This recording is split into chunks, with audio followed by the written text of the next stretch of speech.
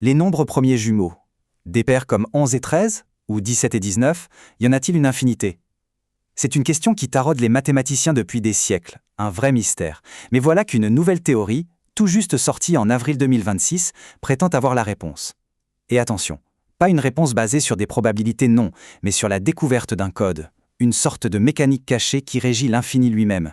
En fait, tout le débat est là. Est-ce que les nombres premiers sont juste un grand chaos, un tourbillon de chiffres qui apparaissent un peu au pif, ou est-ce qu'au contraire, ils suivent une structure secrète, un ordre caché, comme cette spirale parfaite?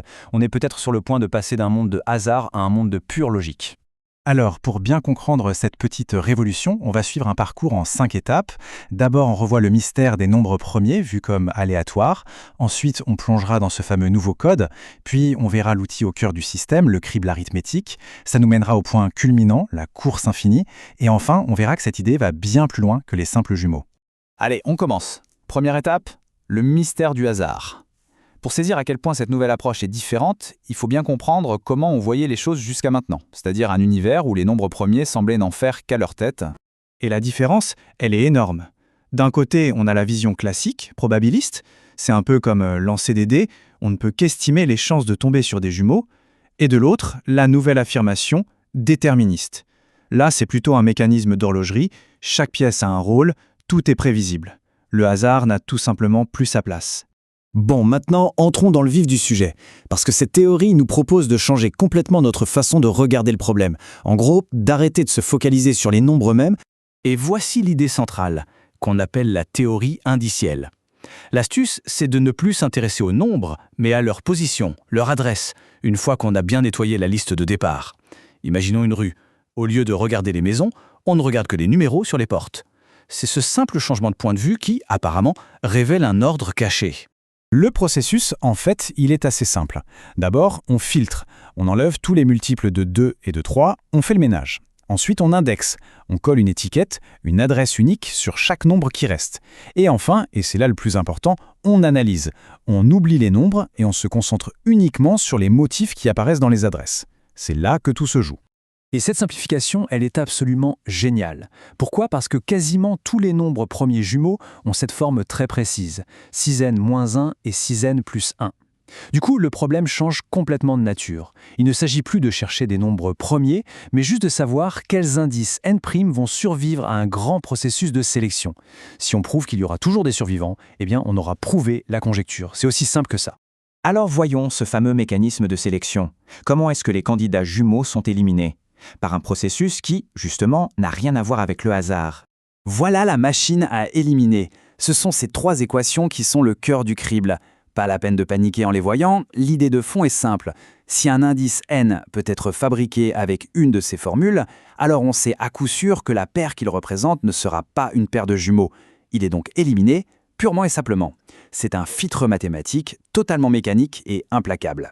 Et ça nous amène à une image très forte de l'auteur. Chaque nombre premier, que ce soit 5, 7, 11, etc., va générer ce qu'il appelle des lignes de destruction. Il faut s'imaginer des tirs de barrage, mais des tirs parfaitement réguliers, qui balayent le champ des candidats de façon totalement prévisible. Prenons un exemple concret. Le nombre 5. Il ne frappe pas au hasard. Il tisse une sorte de motif, un quadrillage parfaitement régulier, et élimine tous les indices qui tombent dessus. Et chaque nombre premier fait exactement la même chose. Chacun avec son propre rythme, sa propre cadence de destruction, le chaos apparent commence sérieusement à s'organiser. On arrive maintenant au sommet de l'argumentation. En fait, tout ça peut se résumer à une sorte de course. Une course entre ce qui est créé et ce qui est détruit. Le pilier de toute la démonstration tient en un seul concept, le croisement asymptotique. Alors imaginons une course avec 2 concurrents. D'un côté, on a le groupe des nouveaux candidats qui arrivent en permanence, et de l'autre, on a le groupe des éliminations. La grande question, c'est qui gagne la course à l'infini? Eh bien, la réponse est sans appel. Les deux ne jouent tout simplement pas dans la même ligue. Le graphique le montre très bien. Le nombre de candidats, lui, il augmente de manière linéaire. C'est une ligne droite qui monte sans jamais s'arrêter. En face, les éliminations, elles, augmentent beaucoup plus lentement, de façon logarithmique. En gros, le réservoir de candidats se remplit bien plus vite qu'il ne se vide. Et cette citation, elle résume tout à la perfection. C'est presque une évidence. Une force de destruction qui s'essouffle ne pourra jamais venir à bout d'un espace qui, lui, grandit à toute vitesse et de façon constante. C'est mathématiquement impossible. Le réservoir ne peut donc jamais être vide. Il y aura toujours des survivants. Fin de l'histoire. Mais ce qui est fou, c'est que la portée de cette idée ne s'arrêterait pas là. Elle pourrait bien être la clé pour résoudre toute une famille d'autres grandes énigmes. Et là, ça devient vraiment puissant. La conjecture de Polignac, c'est la grande sœur de celle des jumeaux. Elle dit qu'il y a une infinité de paires de premiers pour n'importe quel écart pair. Eh bien, selon cette théorie, passer d'un écart de 2, les jumeaux, à un écart de 4 ou 6, c'est juste faire un petit décalage, une translation. Dans cet espace d'indices, la mécanique de la course infinie reste la même. D'un seul coup, on résoudrait tout un tas de problèmes. Mais la théorie ne dit pas juste « oui, il y en a une infinité ». Non, elle va plus loin. Elle prétend être capable de fixer ce que l'auteur appelle un plancher déterministe, une borne mathématique inviolable. Autrement dit, une formule qui donne le nombre minimum de jumeaux qu'on est certain de trouver.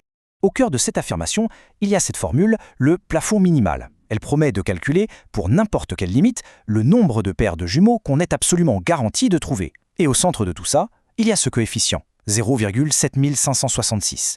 Un nombre qui, si tout ça est vrai, pourrait devenir une nouvelle constante fondamentale des maths. Et quand on regarde les données, c'est assez parlant. Ce tableau compare 3 choses.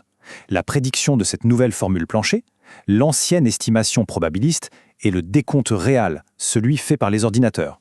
Le résultat est flagrant, la formule déterministe est systématiquement en dessous du vrai chiffre, elle agit bien comme un plancher, une borne de sécurité que la réalité ne traverse jamais. On termine sur cette phrase de l'auteur, qui est une belle conclusion. Si cette théorie se confirme, ça nous obligerait à revoir notre conception des maths, à passer d'un univers où le hasard a sa place, à un univers qui serait le fruit d'une conception, d'une sorte d'ingénierie cachée de l'infini. Et ça, c'est une pensée assez vertigineuse.